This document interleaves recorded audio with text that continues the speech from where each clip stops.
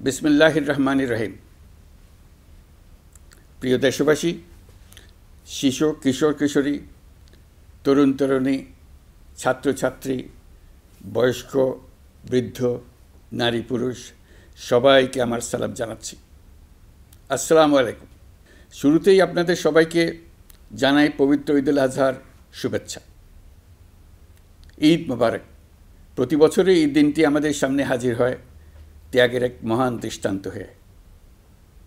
আমরা যদি কোরবানির মাহাত্ম্যকে ধারণ করে লোভ, স্বার্থপরতা, হিংসা বিদ্বেষ মুক্ত হয়ে সমাজ ও রাষ্ট্র বিনির্মাণে নিজেদের নিয়োজিত করতে না পারি, তাহলে কোরবানির ঈদ আনুষ্ঠানিকতা ছাড়া আর কিছুই নয়। আসুন এবছর কোরবানিকে সুন্দর, ত্যাগের মহিমায় মহিমান্বিত করে গরিব বান্ধব করে তোলে। প্রিয় দেশবাসী, কোরবানির পশুর চামড়া থেকে অর্জিত আয়ে আমার আপনার দরিদ্র আত্মীয় পরিজন, প্রান্তিক জনগোষ্ঠী ও দেশের লক্ষ লক্ষ মাদ্রাসা শিক্ষার্থী উপকৃত হয়। আমাদের গরিব স্বজন ও প্রতিবেশীরা তাদের হক যেন ঠিক বুঝে পায়, সেদিকে আমাদের মনোযোগ দিতে হবে। তবেই এই উৎসবটি হয়ে উঠবে ধনী গরিব সকলেরই উৎসব। পশুর চামড়ার ন্যায্য মূল্য নির্ধারণ, বর্জ্য ব্যবস্থাপনা সহ সার্বিক বিষয়ে সুষ্ঠু ব্যবস্থাপনা নিশ্চিত করতে সরকারের একটি উচ্চ পর্যায়ের কমিটি কাজ করছে। একটি কন্ট্রোল রুমও খোলা হয়েছে। কোরবানির চামড়া সংক্রান্ত যে কোনো সমস্যা, অভিযোগ ও পরামর্শ এই হটলাইনের নম্বরে ফোন করে নেওয়া যাবে। আমরা এই বছর কোরবানির পশুর চামড়া সংরক্ষণে 30,000 টন লবণ বিনামূল্যে সরবরাহ করেছি।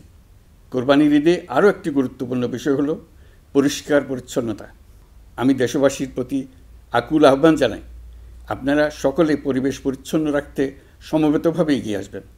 বিশেষ করে তরুণ তরুণীদেরকে এই বিষয়ে দৃষ্টি আকর্ষণ করছি।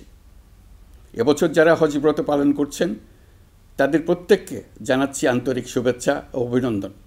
মহান রব্বুল আলমিনের অশেষ মেহেরবানিতে, আপনাদের দোয়ায় এবং সংশ্লিষ্ট সবার সর্বোচ্চ আন্তরিকতা ও পেশাদারিত্বের ফলে এবছর আমাদের হজ ব্যবস্থাপনায় সাফল্য এসছে। প্রথমবারের মতো সরকারি ব্যবস্থাপনায় লাব্বায়েক অ্যাপের মাধ্যমে হজের সার্বিক ব্যবস্থাপনা ও সেবা নিশ্চিত করা হচ্ছে। এখন পর্যন্ত হজ ব্যবস্থাপনায় কোনো অনিয়মের খবর আসেনি। টাকা দিয়েও হজে যেতে না পারার যন্ত্রণা কাউকে কাঁদতে হয়নি। হজ ক্যাম্প কিংবা বিমানবন্দরে কোনো হাজিকে প্রতিবাদ বিক্ষোভ করতে হয়নি। প্রথমবারের মতো সরকারি টাকায় কাউকে হজে পাঠানো হয়নি। প্রিয় দেশবাসী, ঈদুল ফিতরের অভিজ্ঞতাকে কাজে লাগিয়ে দীর্ঘমেয়াদে বাজারের জিনিসপত্রের দাম স্থিতিশীল রাখতে আমরা তৎপর হয়েছি। এবার কোরবানির ঈদেও কোনো জিনিসের দাম যাতে আকস্মিকভাবে বেড়ে না যায়, সেদিকে আমরা সর্বোচ্চ নজর দিয়েছি।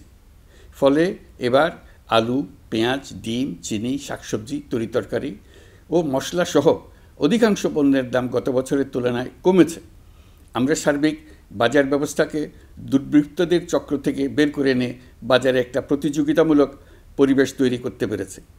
জনগণকে ন্যায্য মূল্যে নিত্য প্রয়োজনীয় জিনিস পৌঁছে দিতে সরকারের সব রকমের চেষ্টা অব্যাহত আছে।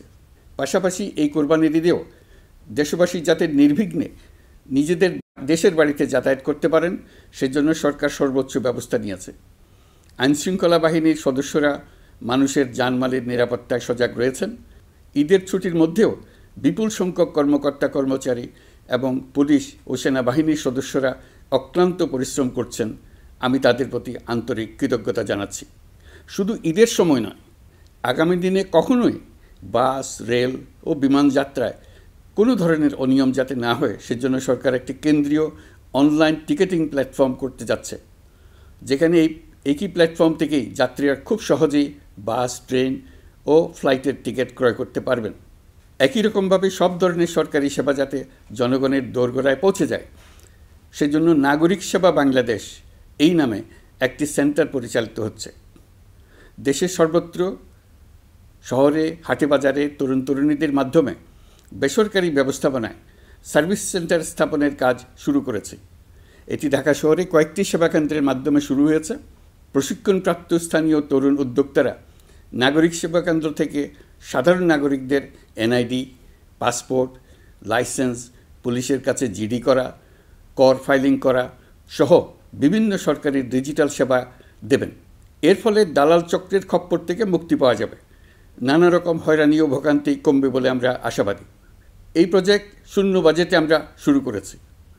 দেশের বিদ্যমান অব্যবহৃত সম্পদ ব্যবহার করেই সামনে এগিয়ে চলা সম্ভব, এটাই আমরা বাস্তবে করে দেখার চেষ্টা করছি।